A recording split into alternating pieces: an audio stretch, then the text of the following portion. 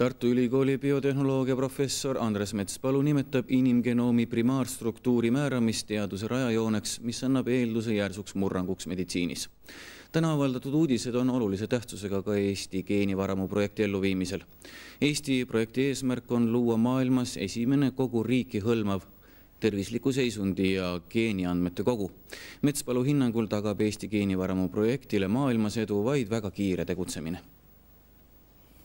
Kui nüüd rääkida Eesti geenivaramu seoses sellega, siis geenivaramu eelduseks oli see, et inimese genoom sekveneeritakse ära. Sellele oligi see üles ehitatud ja tegelikult oli seal veel üks teine eeldus, et peale genoomi struktuuri saab teatavaks ka suur osa nendest erinevustest, mis kahe inimese genoomi vahel on, sest me oleme ikka üle 99% näiteks teiega identsed, kuid mõningad erinevused on umbes 3 miljonit.